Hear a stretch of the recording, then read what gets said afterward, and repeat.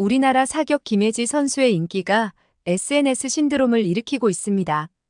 그녀의 영상은 3천만 뷰 영상을 기록하며 전 세계인들의 이목을 사로잡았는데요. 그녀 영상의 댓글엔 살면서 본 사람 중 가장 강렬한 아우라다. 믿기지 않을 정도로 멋지다. 김혜지의 영상을 보고 일론 머스크까지 달려와 댓글을 달았는데요. 그녀는 액션 영화에 캐스팅되어야 한다. 연기 필요 없음. 그리고 이 영상을 본 프랑스 스포츠 기자가 한국 선수들의 모습을 보며 저희 제작진에게 이메일을 보내왔는데요. 이메일에는 어떤 내용이 있는지 오늘의 사연 시작하겠습니다. 안녕하세요.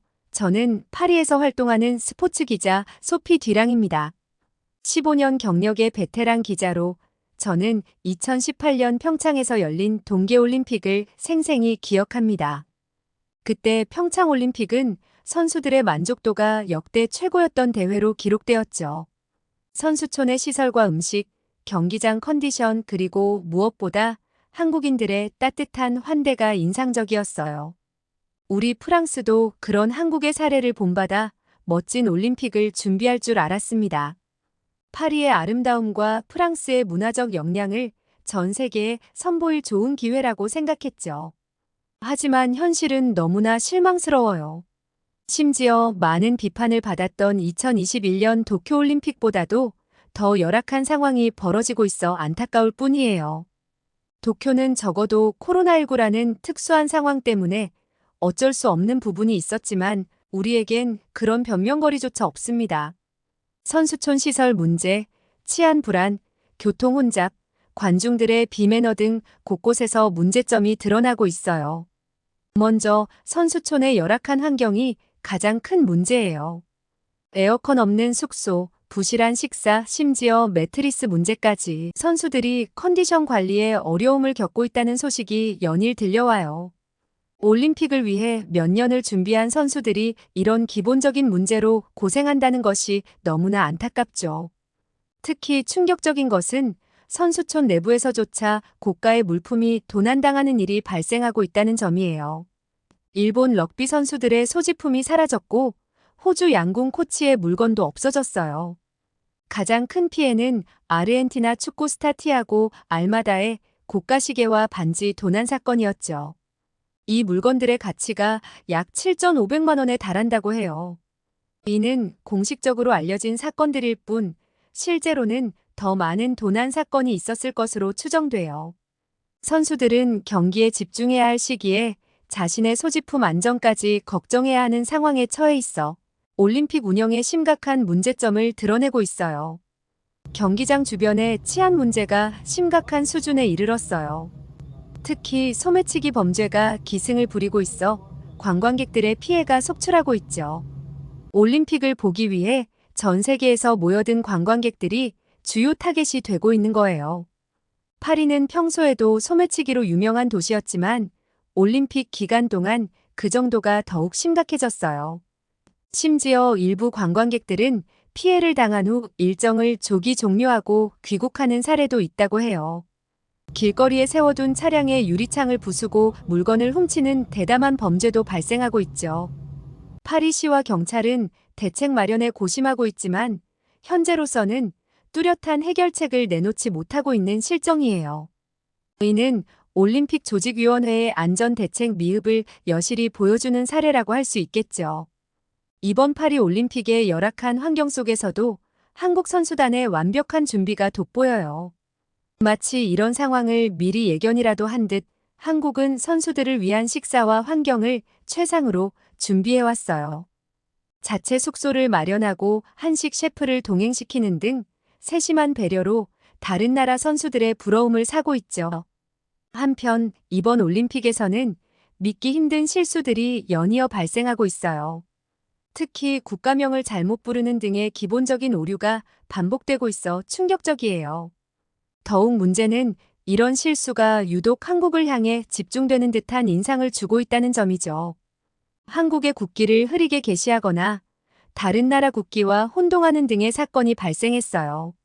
이는 단순한 실수를 넘어 한국에 대한 질투나 의도적인 무시로 보일 정도예요. 이러한 상식 밖의 행동들은 프랑스 국민들 사이에서도 큰 비난을 사고 있죠. 올림픽이라는 세계적인 축제에서 이런 기본적인 실수가 반복되는 것은 매우 유감스러운 일이에요. 프랑스의 여러 문제점과 심리적 압박 상황에도 불구하고 한국 선수들의 활약은 정말 놀라울 따름이에요. 특히 이번 파리 올림픽에서 한국 양궁 선수들의 활약은 그 어느 때보다 눈부셨죠. 사실 저는 이번 올림픽에서 우리 프랑스 양궁팀의 활약을 기대했어요. 2년 전 한국에서 섭외해온 오선택 감독의 지도 아래 선수들의 기량이 크게 향상되어 금메달까지 노려볼 만했기 때문이죠. 그러나 결과적으로 한국에 아쉽게 패배해 은메달에 머물렀고 한국을 제치고 금메달을 따는 것은 한 세기가 지나도 이루기 힘든 꿈처럼 느껴졌어요. 한국 양궁의 강세는 이번에도 여지없이 드러났어요. 여자 단체전 10연패, 남자 단체전 3연패 등 압도적인 성과를 거두었죠. 이에 저는 한국 양궁의 비결이 무엇인지 깊이 파고들어 조사해 보았어요. 가장 먼저 눈에 띈 것은 현대자동차의 40년 장기 후원이에요. 단순한 재정 지원을 넘어 첨단 기술을 접목시켜 선수들의 훈련을 돕고 있었어요. 심박수 데이터 기반 훈련 시스템, 슈팅 로봇, 비전 기반 심박수 측정 장치 등 마치 SF 영화에 나올 법한 기술들이 실제로 사용되고 있었죠. 또한 한국 양궁의 선발 시스템도 주목할 만했어요. 평등한 기회와 공정한 경쟁이라는 두 가지 원칙을 철저히 지키고 있었죠. 심지어 이전 올림픽 금메달리스트들도 이번 대회에 출전하지 못했다는 사실이 이를 잘 보여줘요. 그리고 가장 흥미로웠던 점은 한국의 양궁 감독들이 해외로 진출하면 그 나라 선수들의 실력이 놀라울 정도로 향상된다는 사실이었어요. 우리 프랑스 팀의 경우가 대표적인 예시죠. 이는 한국 양궁의 노하우와 시스템이 얼마나 뛰어난지를 잘 보여주는 증거라고 할 수 있어요. 결론적으로 한국 양궁의 성공은 장기적인 투자, 첨단 기술의 활용, 공정한 선발 시스템, 그리고 뛰어난 지도력의 완벽한 조화에서 비롯된 것으로 보여요. 이러한 종합적인 접근이 한국을 양궁 강국으로 만든 비결인 것 같아요. 그런데 이번에 정말 충격적인 사건을 보고 말았어요.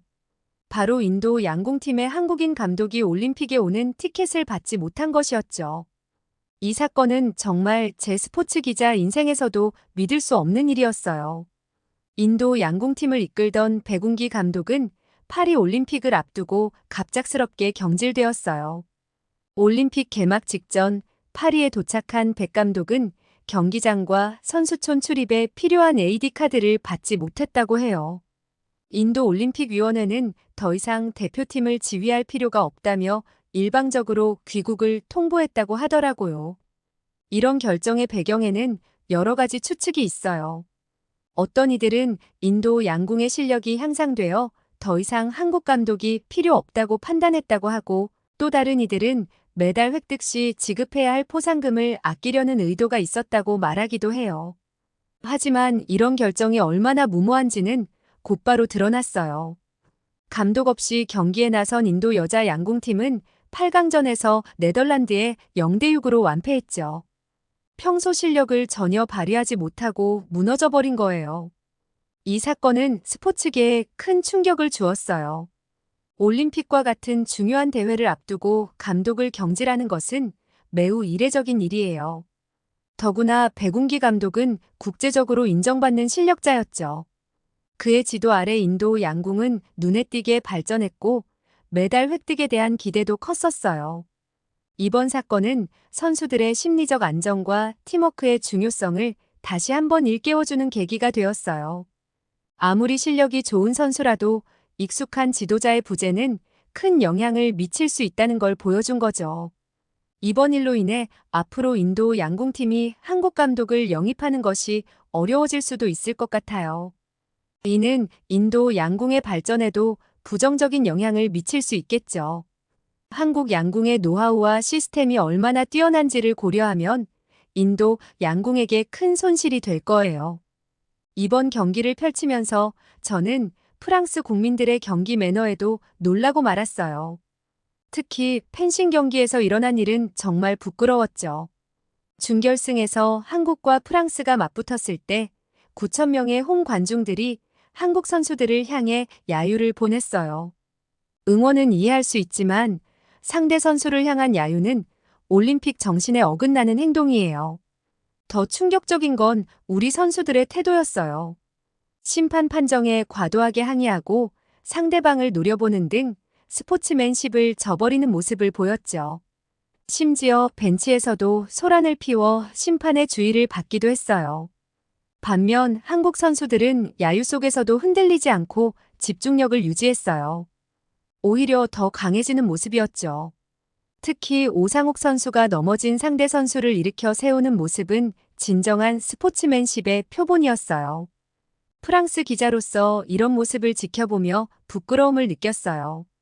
우리나라 국민들의 비매너적인 행동과는 대조적으로 한국 국민들은 정말 믿을 수 없을 정도로 훌륭한 매너를 보여줬어요. 특히 양궁 경기에서 그 모습이 더욱 돋보였죠. 가장 인상 깊었던 건 차드 출신의 양궁 선수 이스마일 메흐마트 마다예가 출전한 경기에서였어요.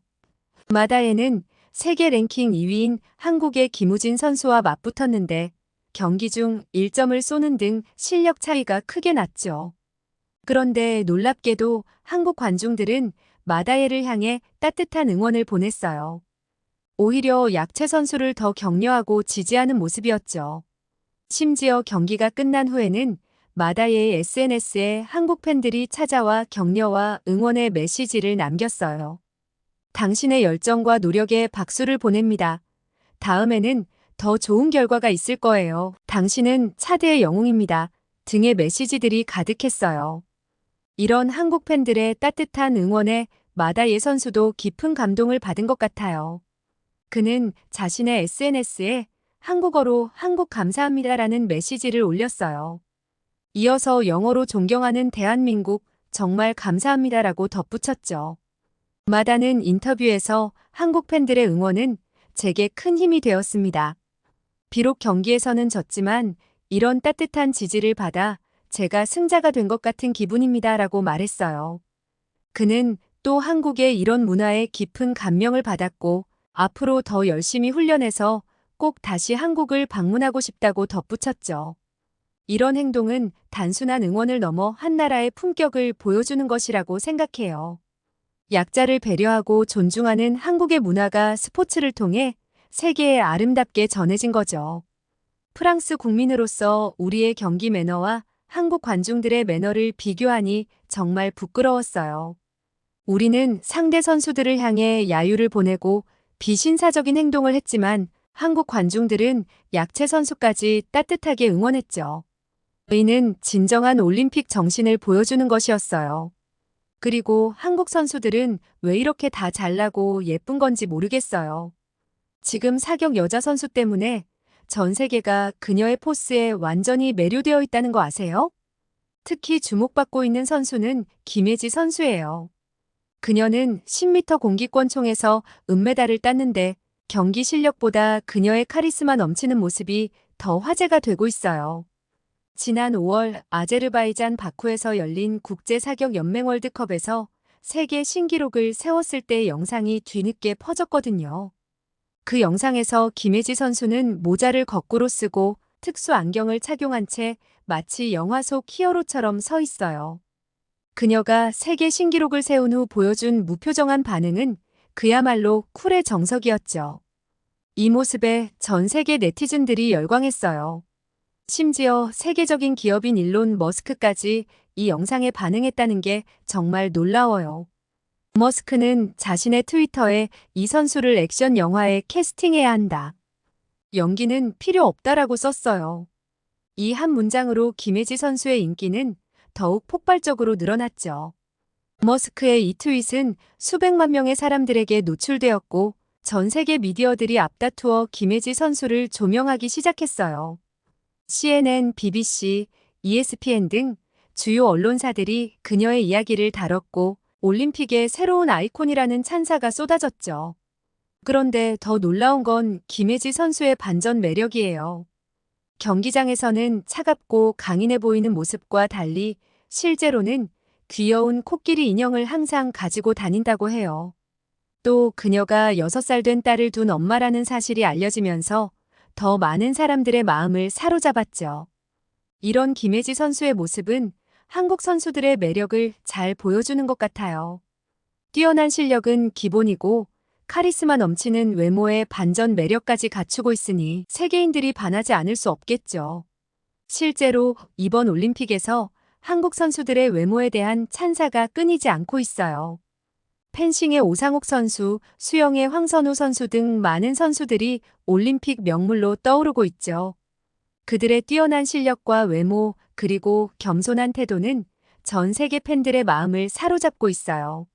한국 선수들은 외모뿐 아니라 인성도 정말 돋보였어요. 특히 북한 선수들과 함께 웃으며 사진을 찍는 모습을 보고 정말 감동받았죠. 탁구 혼합복식 시상식에서 있었던 일인데요. 한국의 신유빈, 임종훈 선수와 북한의 선수들이 함께 어울려 셀카를 찍는 모습이 카메라에 잡혔어요. 정치적 긴장 관계에도 불구하고 스포츠 정신으로 하나 되는 모습이 정말 아름다웠죠. 특히 신유빈 선수가 북한 선수를 배려해 자리를 양보하는 모습은 진정한 스포츠맨십의 표본이었어요. 임종훈 선수도 자연스럽게 북한 선수들과 어울리며 화기애애한 분위기를 만들었죠.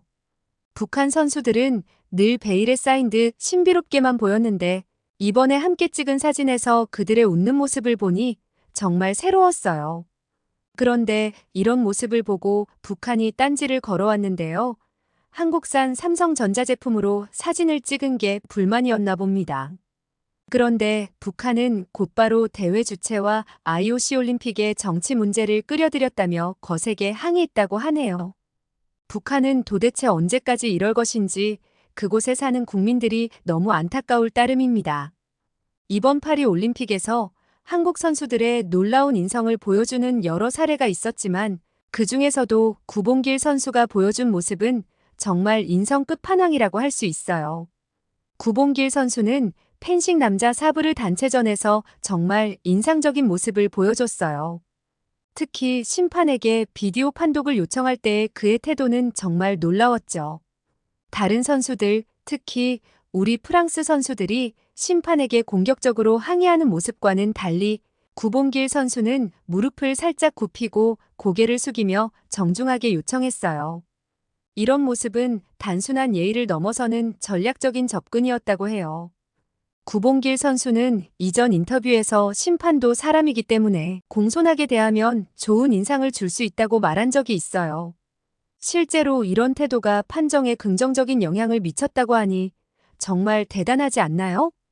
더 놀라운 건 이런 태도가 단순히 경기 중에만 국한된 것이 아니라는 점이에요. 구봉길 선수는 경기 전에도 심판들과 친근하게 대화를 나누며 좋은 관계를 유지한다고 해요. 이런 모습은 진정한 스포츠맨십의 표본이라고 할 수 있죠. 구봉길 선수의 이런 태도는 팀 전체에 긍정적인 영향을 미쳤어요. 한국팀은 프랑스의 거친 항의와 관중들의 야유 속에서도 흔들리지 않고 경기에 집중할 수 있었죠. 결과적으로 한국은 프랑스를 꺾고 결승에 올라 금메달까지 획득했어요. 솔직히 말씀드리면 최근 설문조사에서 프랑스 국민의 75%가 파리 올림픽이 성공적이었다고 평가했다는 결과를 봤어요. 하지만 현장에서 직접 올림픽을 취재한 기자로서 저는 그 결과에 동의하기 어려워요. 우선 선수촌의 열악한 환경부터 시작해서 도난 사건, 치안 문제, 그리고 생강의 수질 문제까지 우리가 준비했어야 할 기본적인 부분들에서 너무나 많은 문제점들이 드러났어요. 특히 선수들의 컨디션 유지에 필수적인 숙소와 식사 문제는 정말 심각했죠. 그리고 솔직히 말씀드리면 한국이 아니었다면 이번 올림픽은 더 큰 실패로 끝났을 거예요. 한국의 존재감은 이번 올림픽 곳곳에서 빛을 발했습니다. 먼저 성화 봉송에 BTS의 진이 참여한 것은 정말 탁월한 선택이었어요. 전 세계적인 인기를 누리는 K-팝 스타의 참여로 올림픽에 대한 관심이 크게 높아졌죠. 이는 우리가 한국의 문화적 영향력을 잘 활용한 사례라고 볼 수 있어요. 센강의 수질 개선을 위해 한국의 사례를 참고한 것도 주목할 만해요. 한강의 수질 개선 경험을 바탕으로 우리도 노력했지만 아쉽게도 완벽한 결과를 얻지는 못했죠. 그래도 한국의 경험이 없었다면 우리는 어디서부터 시작해야 할지 몰랐을 거예요. 가장 인상적이었던 것은 파리 시내에 개설된 코리아 하우스였어요. 선수촌의 열악한 식사 환경 때문에 많은 선수들이 어려움을 겪었는데 코리아 하우스는 그들에게 훌륭한 대안이 되었죠. 한식의 맛과 영양 그리고 편안한 분위기는 전 세계 선수들에게 큰 호응을 얻었어요. 심지어 일부 선수들은 코리아 하우스 덕분에 올림픽을 버틸 수 있었다고 말하기도 했죠. 또한 한국 선수들의 뛰어난 경기력과 훌륭한 매너는 이번 올림픽의 하이라이트였어요. 펜싱, 양궁, 수영 등 여러 종목에서 보여준 그들의 실력은 물론이고 구봉길 선수 같은 경우는 그의 스포츠맨십으로 전 세계에 감동을 주었죠. 이런 모든 요소들을 고려해 볼 때 한국의 존재가 없었다면 이번 파리 올림픽은 훨씬 더 큰 어려움을 겪었을 거예요. 우리는 한국으로부터 많은 것을 배웠고 그들의 도움으로 많은 위기를 모면할 수 있었습니다. 2030년 동계올림픽이 다시 파리에서 열린다는 소식을 들었어요. 이번 하계올림픽의 경험을 교훈 삼아 우리는 반드시 더 나은 모습을 보여줘야 할 것 같아요. 특히 2018년 평창 동계올림픽은 우리가 꼭 본받아야 할 모범 사례예요. 평창 올림픽은 선수들의 만족도가 역대 최고였던 대회로 기록되었잖아요.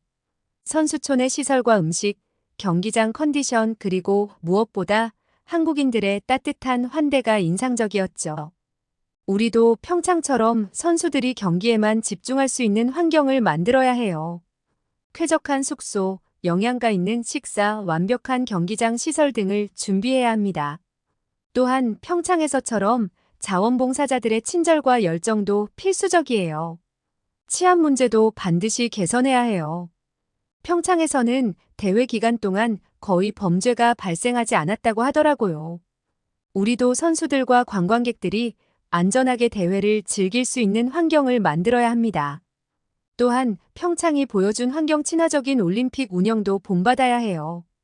친환경 에너지 사용, 재활용 촉진 등 지속 가능한 올림픽 모델을 만들어야 합니다. 무엇보다 중요한 건 스포츠맨십이에요. 이번 올림픽에서 우리 선수들과 관중들이 보여준 비매너적인 행동들은 정말 부끄러웠어요. 평창에서 한국 관중들이 보여준 것처럼 모든 선수를 존중하고 격려하는 문화를 만들어야 해요. 2030년까지 우리에게는 충분한 시간이 있어요. 이번의 실수를 반복하지 않고 전 세계가 감동할 수 있는 멋진 동계올림픽을 준비할 수 있을 거예요.